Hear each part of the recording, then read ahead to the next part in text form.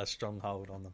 I think from that moment. So interesting times nonetheless. Wednesdays are going to certainly be a different ball game for us on the show, Matt, when we talk about them two shows. And I would say the UK side of it, we're very much set with ITV covering it. They're going to show it live of a night, which is great because you can just record it and watch it straight away the next day. So you're not going to get any spoilers. You can just switch it on, which is good. And plus, they're then going to have a child-friendly version on the weekend, which is going to be on... they're not going to put on ITV4. They're going to put on normal ITV. So that's a big audience. And then you're also going to have it aired on another night at a prime time on ITV4. So to me, 3 times a week, that's not that bad for exposure. So they've done well in the UK at AEW. They would have won that easily, hands down, because we know World of Sport, not exactly the most fantastic product. I certainly didn't enjoy it that much. Just my taste personally, my personal preference, but it got viewed a hell of a lot. I mean, millions. So it is there. You know, this is a decent channel to have. Do you know, it just occurred to me that all this talk, we've been talking so much about WWE and AEW. How do you reckon this impacts stuff like Ring of Honor? Is it going to take from their fan base? Are people going to sort of just go, I'll skip that this week and I'll see AEW? There's only so much wrestling you can watch, right? I mean, damn, you've got to prioritise at some point. And there was a rumour going around, Matt, that Impact Wrestling wanted to buy out Ring of Honor. What did you make of that? I was like, really? Not the other way around? Well, I don't know how true that is, I've got to be honest with you. Okay, before we move on, just want to let everybody know about our trilogy series. We're going to have another one going up next week. Which is going to be available, dropping on the 30th of September. So for anybody, I've got loads of good feedback on our last one. Thanks to everyone that commented that there for Sting. We're going to have the next one available on the 30th of September. That's next Monday. Check that out. Until then. And also, guys, just to let you know, competition time here because it's still available. You still got a chance to enter this amazing competition. Great prize. Go onto our website, WrestleLine.co.uk. Check out the prize. All the details on how to enter are available on there. It is literally going to take you less than 60 seconds to do it. It's not even a question. I mean, competition without a question. So easy. And the winner, okay, of this, I'm telling you now, you've got to do this quick, guys. You've got to do this quick. We're on Monday now. Don't know when you're going to listen to this, but we're on Monday now. I'm giving the results out, the winner, live from DKW outside the venue this Friday. We're going to go up live. We're going to do it. We're going to share it on our website and Facebook and all the other social media platforms, and I'm going to announce the winner there and then that evening. So you've got a limited amount of time. You've still got enough time. Come on, 60 seconds. That's all it's going to take. But, you know, what you got to lose? It's not going to cost you anything. And, you know, you never know. You may gain something here. You could do it whilst you're listening to this now. Exactly. Do it while you're listening. If you're, like, savvy with your phone, you can do this in 30 seconds, I say. So, nice and easy. Go onto the website, WrestleLine.co.uk. Enter the website now. And we will give the result. Myself and Matt will be up live. With maybe a potential, we might even have a wrestler help us do it as well. Nice. So there you go, guys. You're going to want that. Get involved. Get straight over. Matt, back to WWE again. SmackDown now. It's going on to Fox. I was very fascinated to hear that Fox Sports, during their whole American, you know, their NFL coverage the other day, all the commentators were saying things like, he's just slammed her like Becky Lynch does in SmackDown. So they're all on this now. They've all been given the memo. Say as much as you can. Get them in. So they've got Fox behind them. And the wonderful thing about Fox, I would say, compared to the USA Network, is that they're a legit sports channel. And it is nice to see wrestling go. But I mean, I guess for us, we're used to it because they're on Sky Sports here. So we have it on Sky Sports channels. But I'm guessing if it was in America, it'd be like Sky One for us. Do you know what I mean? Like, they're just on entertainment channels.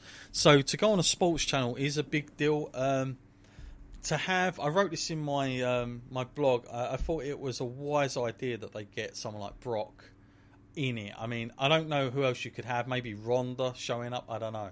But you've got to have somebody who sort of translates well with the sports world people and Brock has that. What do you make about having Brock Lesnar wrestle? By the way, this is the first time he's wrestled on TV since 2004.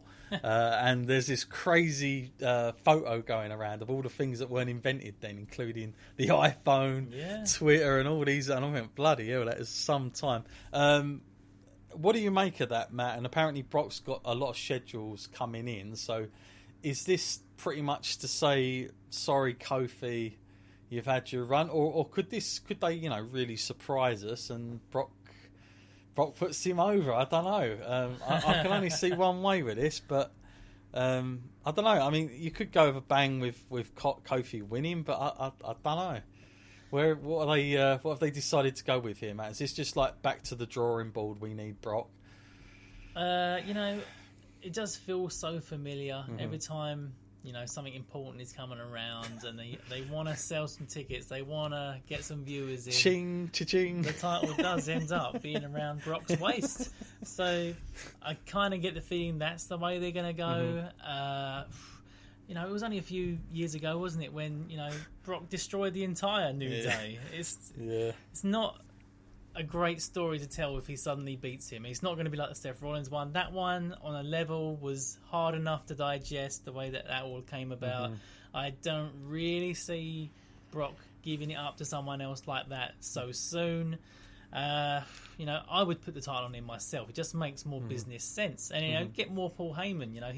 He can book anything, So it feels like if you're going to... It's like starting from scratch again.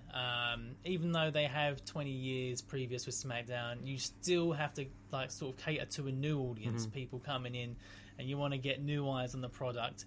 And like you said, Brock Lesnar does transition well from sports entertainment to the legitimate sports. I would put the title on him, and I can only speculate about what kind of deal Brock's on now just to wrestle on TV like that. I'm sure he'll get another Saudi paycheck as well with that coming in the post. I mean, he didn't even wrestle last time, did he? Just come out with the money in the bank. God, that seems like a long time ago when he had that Money in the Bank poxy thing going on, doesn't it? Thing, yeah, my God. Paul Heyman's going to be doubly busy now because he's obviously running Raw, and then he's got to possibly, do his role on SmackDown under Eric Bischoff. So that's an interesting one. It does seem, Matt, that we've always said we'd love SmackDown and Raw to be the same. Is this like a big confirmation? Because to have Roman essentially is there now, he's supposed to be there more often. He's on both, but yeah. But the fact that you put Brock over there, does that seal the deal that now they want to put as much equity into SmackDown because they know this has got to work. If their ratings go down here, there's going to be some big problems. So they've got to sell this well to this market. And I think if I was them, I'd put the belt with Brock just because that first show they do, you get Brock on the Fox Sports news the next day, and you got him there. And the way Brock is with people, he's quite, he's just himself. He's not going to be doing any of that New Day gimmicky stuff, and I think it'll come across well, translate well on TV to sort of sport viewers of what this guy's about, and him throwing about somebody like people like Jesus, this guy's a wrecking machine. Do you know what I mean? But is this suddenly now a stage where SmackDown can, for a change, not be underhanded all the crap like they normally get? Because it always ends up that way. Is this now like a firm stability, balance is now there? Now you can actually do it if you're good enough? I feel like, again, this is just speculation, but we're thinking Brock's going to end up on SmackDown. I'm pretty sure he'll end up on SmackDown. You think that people like Roman, I wouldn't put my money on him staying there. I feel like he'll go back to Raw because since he's moved to SmackDown, he really hasn't done anything on SmackDown. He's spent probably more time heavily invested in storylines on Raw than he has done on SmackDown, considering he was their biggest acquisition of all time. I feel like until this draft's out of the way, we won't know which way they're favouring, whether it'll be Raw or SmackDown. I mean, I'm hoping they'll split it more equally. To me, sort of my money would be on Becky and Seth going to SmackDown along with Brock, and that's an established fan base there massively. You think they may swap the champions around? I don't know. We've got this pay-per-view coming up, haven't we? So my money would be on them both losing their titles. I mean, that's controversial, but once they've dropped those titles and they're on a different show, there's no need for rematches or anything. It's another reason for a fresh start. Yeah. Well, the only thing we do know is Brock's got scheduled Fridays in, so we know he's going to be there SmackDowns for a while, at least for the month. But how long that lasts, probably up to the Saudi trip, I would imagine now. Get the paycheck in for that. Yeah. God knows what's happening in there.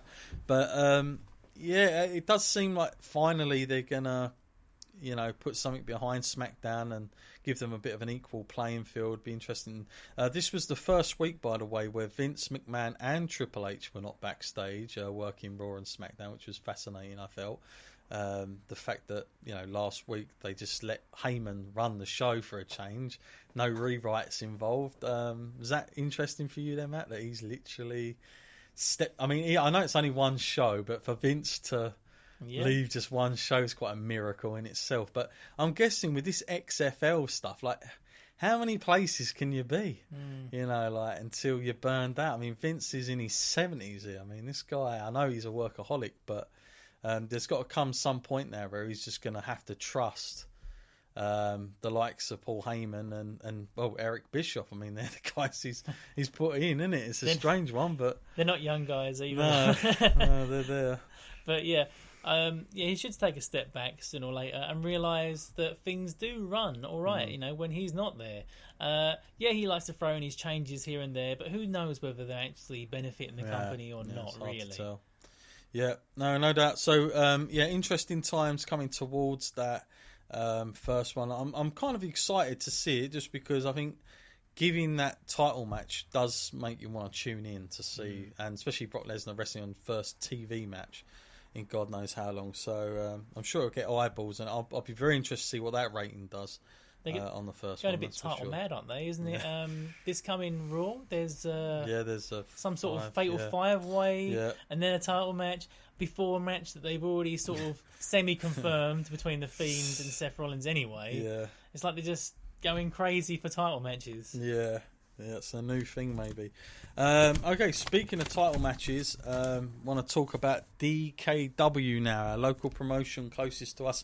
Did a load of videos on these guys. I even put a full main event match last time, and they've got a show coming up this Friday, Battle of Champions, not Clash of Champions, where you think it's a champion versus champion or Night of Champions. No, this is Battle of Champions, and for once the title makes sense because we've got the showcase champion Rohan Blake, who I posted a video of him last time.